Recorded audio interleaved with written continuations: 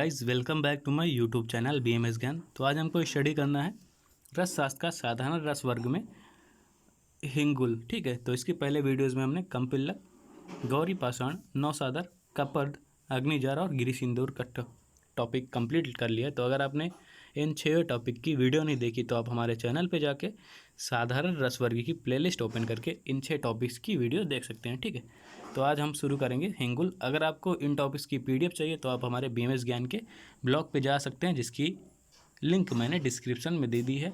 अगर आपको हमारा टेलीग्राम चैनल में ऐड होना है तो वो डिस्क्रिप्शन में दी गई है लिंक, वहाँ से आप ऐड हो सकते हैं। ठीक है, तो चलिए शुरू करते हैं हिंगुल आज का टॉपिक।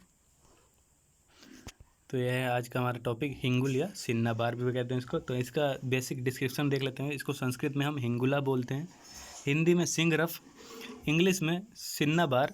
और केमिकल जो फार्मूला जो है इसका HGS है या रासायनिक सूत्र। इसका केमिकल नेम या रासायनिक नाम जो है वो है रेड सल्फाइड ऑफ मरकरी। इसका हार्डनेस या काठिन जो है वो है 2 to 2.5 और इसका स्पेसिफिक ग्रेविटी या विशिष्ट गुरुत्व जो है वो 8.1 है। ठीक है, तो ये हो गया बेसिक डिस्क्रिप्शन हिंगुल का। ठीक है, अब हम देखते हैं हिंगुल का पर्याय। हिंगुल का पर्याय, तो इसके लिए पर्याय जो दिया गया वो है कि हिंगुल, हिंगुल, इंगुल, म्लेच्छ, रक्त, सुरंग, चित्रांग, चूर्णपारद, रसोद्भव, रंजन, कपि शीर्षक, रक्तकाय, हंसपाद और दर्द। ठीक है,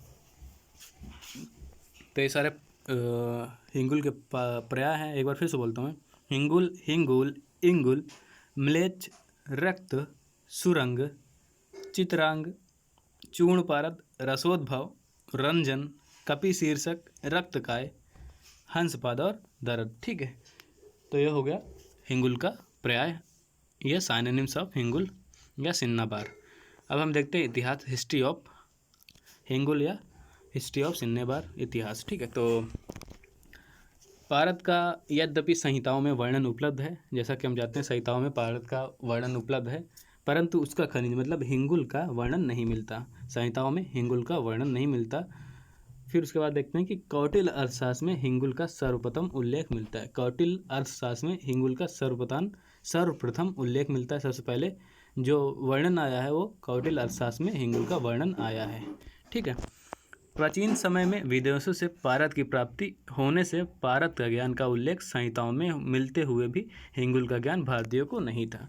ठीक है, तो ये हो गया इतिहास, हिस्ट्री ऑफ हिंगुल। अब हम देखते हैं, यह है हिंगुल। तो आप देख लीजिए हिंगुल ऐसा ही होता है हिंगुल। ठीक है, यह हिंगुल भस्म। अब हम देखते हैं हिंगुल का परिचय। हिंगुल का परिचय। तो हिंगुल जो होता है वो स्वाभाविक और कृत्रिम दोनों रूप में उपलब्ध होता है। ठीक है, स्वाभाविक मतलब खनिज रूप में और कृत्रिम रूप में मतलब आर्टिफिशियल रूप में उपलब्ध होता है। यह पारद और गंधक का यौगिक होता है। यह पारद मतलब मरकरी और सल्फर का यौगिक होता है। इसमें 86.2% पारद तथा 13.8% गंधक होता है। मतलब 86% पारद मतलब मरकरी और 13% गंधक होता है। ठीक, हिंगुल जो होता है वो जपा पुष्प मतलब गुड़हल पुष्प के वर्ण के समान होता है। पीसने पर अत्यंत मनोहर, देखने पर चमकीला, लाल और भारयुक्त मतलब भारी होता है। तो ये गुड़हल पुष्प के समान होता है। पीसने पर मनोहर, अत्यंत मनोहर दिखता है, मन को हरने वाला, और देखने पर चमकीला होता है, लाल वर्ण का होता है और भारी मतलब भारयुक्त होता है। तो ये हो गया हिंगुल का परिचय। अब हम देखते हैं हिंगुल का प्राप्ति स्थान। तो कहाँ कहाँ पे हिंगुल का अकरेंस होता है या अकरेंस ऑफ हिंगुल, वो है स्पेन, इटली, फ्रांस, जर्मनी, चीन, जापान, रूस, अमेरिका, ईरान आदि देशों में हिंगुल का प्राप्ति स्थान मिलता है या हिंगुल का अकरेंस मिलता है। या भारत में नहीं मिलता। इसको आप ध्यान में रख लीजिए, जो हिंगुल होता है, सिन्नाबार होता है, वो भारत में नहीं मिलता है। ठीक है, संप्रति कृत्रिम हिंगुल सूरत एवं कलकत्ता आदि जगह बनाया जाता है, जबकि जो आर्टिफिशियल हिंगुल होता है या सिन्नाबार होता है वो सूरत और कलकत्ता आदि जगह पे बनाया जाता है आर्टिफिशियल। ठीक है, खनिज रूप में भारत में नहीं मिलता। अब हम देखते हैं कृत्रिम हिंगुल मतलब आर्टिफिशियल हिंगुल या आर्टिफिशियल सिन्नाबार।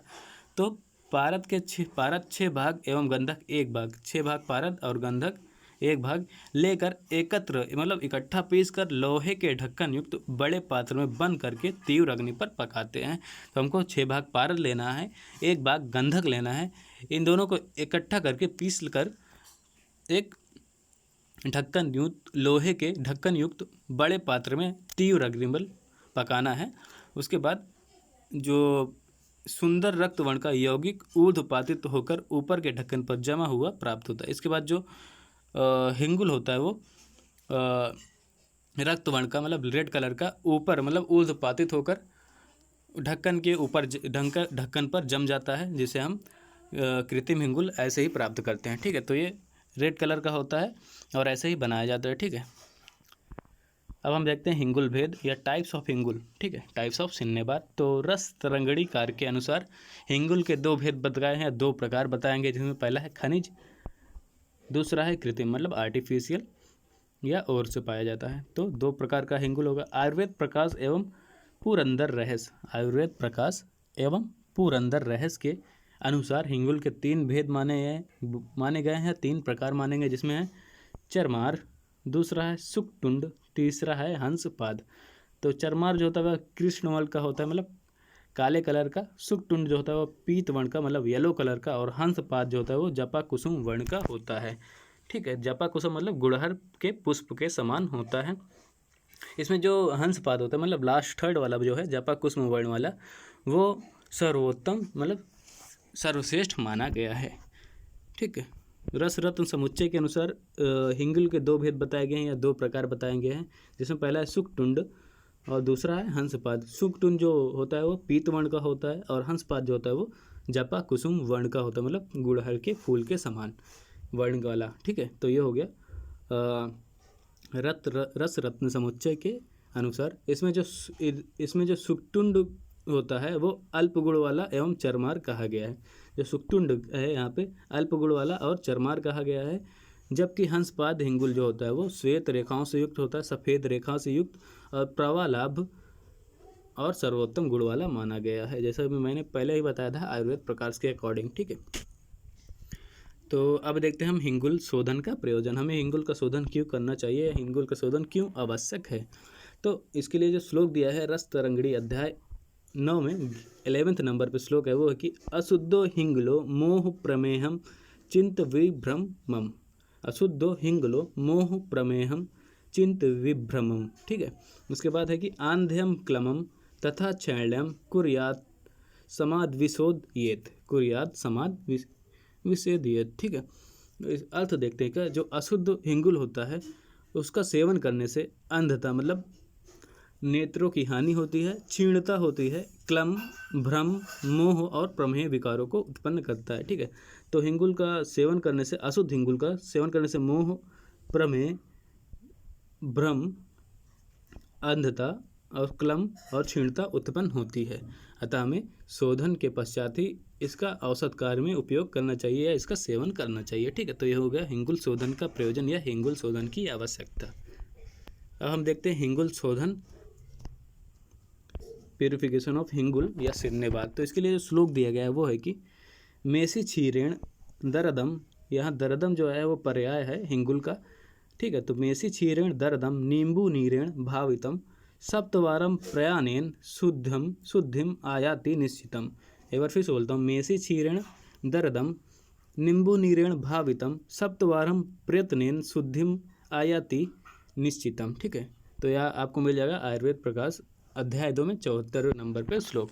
तो इसका अर्थ जो हो गया कि हिंगुल को शोधन के लिए हमें भेड़ के दूध एवं नींबू स्वरस की साथ साथ भावना देकर सुखाने पर हिंगुल जो होता है वो शुद्ध हो जाता है या हिंगुल का शोधन हो जाता है। यहाँ मेसी क्षीरण के लिए मतलब मेसी जो है वो भेड़ के लिए आया है, तो भेड़ के दूध और नींबू नीरेण मतलब नींबू के स्वरस की सप्तवार मतलब सात भावना देने पर उसके बाद सुखाने पर जो हिंगुल होता है वो शुद्ध हो जाता है। ठीक है, इसके बाद भी बताया गया है 2 प्रोसेस और है कि हिंगुल में आद्रक स्वरस या लकुत स्वरस की 7 भावना देकर सुखाने पर हिंगुल शुद्ध हो जाता है। ठीक है, तो आद्रक स्वरस या लकुत स्वरस की 7 भावना देकर हिंगुल जो होता है वो शुद्ध हो जाता है। तीसरा प्रोसेस बताया गया है कि हिंगुल में नींबू स्वरस की 7 भावना देकर अनेक बार जल से प्रक्षालित करने पर शुद्ध हो जाता है। तो हमें हिंगुल को नींबू स्वरस की 7 बार भावना देने के बाद उसको अनेक बार मतलब बहुत बार जल से प्रक्षालन करना है, जिससे हिंगुल जो होता है वो शुद्ध हो जाता है तथा इससे इसकी अम्लता जल में घुलकर निकल जाती है।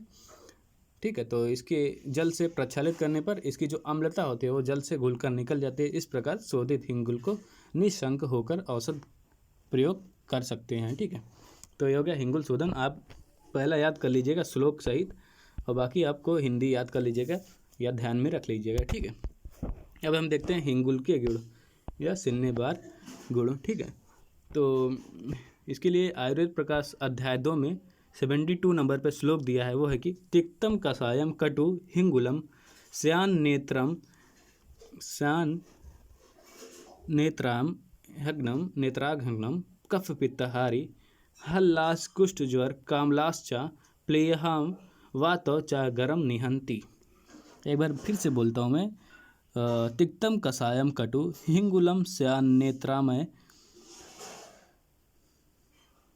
नेत्रामय हग्नम कफ पित्तहारी हल्लास कुष्ठ ज्वर कामलाश्च प्लेहाम वातो च गरम निहंती। तो ये आपको मिल जाएगा आयुर्वेद प्रकाश में। तो इसका जो अर्थ है वो है कि हिंगुल जो होता है वो रस में तिक्त होता है, कषाय होता है और कटु होता है। तो हिंगुल का जो रस में तिक्त होता है, कषाय होता है और कटु होता है, यह जो होता है नेत्र मतलब नेत्र रोग हर, कफ पित्त हारी मतलब कफ पित्त को हरने वाला, हल्लास कुष्ठ ज्वर कामला प्लीहा और आमवात, प्लीहा आमवातो चा गरम निहंती। तो कुष्ठ, हल्लास कुष्ठ ज्वर कामला प्लीहा आमवात और गर्विस हर होता है या गर्विस नाशक होता है। ठीक है, ये हो गया हिंगुल गुड़। इसके अलावा भी बताया गया है कि यह सर्वदोष हर होता है, दीपन होता है, अति रसायन होता है, सर्वरोग नाशन होता है, नाशक होता है, वृक्ष होता है और पारद के लिए जारण संस्कार में उपयोगी होता है। ठीक है, तो हो गया हिंगुल के गुण। अब हम देखते हैं हिंगुल की मात्रा या डोजेज ऑफ सिन्नेबार और हिंगुल। तो हिंगुल की जो मात्रा बताई गई है वो 1 रत्ती बताई गई है, मतलब 125 मिलीग्राम। ठीक है, ये हो गया हिंगुल की मात्रा। अब हम देखते हैं हिंगुल अनुपान। ठीक है, तो नागरपान, दालचीनी, इलायची, तेजपात आदि सुगंधित द्रव्य के साथ हिंगुल का अनुपान करना चाहिए। ठीक है, अब हम देखते हैं हिंगुल का सत्पातन। तो इसके लिए हिंगुल का पातना यंत्र विधि से आधा पातन करने पर पारस सादृश सत्व नीचे के जलयुक्त पात्र में मिलता है। तो आधा पातन यंत्र से, ठीक है, तो इसमें आधा पातन यंत्र से पातन कराने पर पारद के समान सत्व जो होता है नीचे के जलयुक्त पात्र में प्राप्त हो जाता है। ठीक है, तो इसी से हिंगुल का सत्पातन हो जाता है। यही है हिंगुल का सत्पातन। ठीक है, पातना यंत्र विधि से आधा पातन कराने पर। अब हम देखते हैं हिंगुल के प्रमुख या फॉर्मुलेशंस ऑफ हिंगुल या सिन्नेबार। तो पहला है हिंगुलेश्वर रस, दूसरा है आनंद भैरव रस, तीसरा है कनक सुंदर रस, चौथा है ज्वर मुरारी रस और पांचवा है वसंत मालती रस। तो यह है फॉर्मुलेशंस ऑफ हिंगुल या हिंगुल के योग। ठीक है, हिंगुलेश्वर रस, आनंद भैरव रस, कनक सुंदर रस, ज्वर मुरारी रस, वसंत मालती रस। ठीक है, तो यहाँ पे हमारा कंप्लीट हो गया हिंगुल। अब हम नेक्स्ट वीडियो में देखेंगे मुर्दा शंख या लिथार्ज। ठीक है, तब तक बने रहिए हमारे चैनल से। लाइक कमेंट और सब्सक्राइब करना मत भूलिएगा। कोई भी डाउट हो तो आप अपना क्वेश्चन हमें कमेंट बॉक्स में पूछ सकते हैं। ठीक है, तब तक के लिए धन्यवाद। मिलते हैं नेक्स्ट।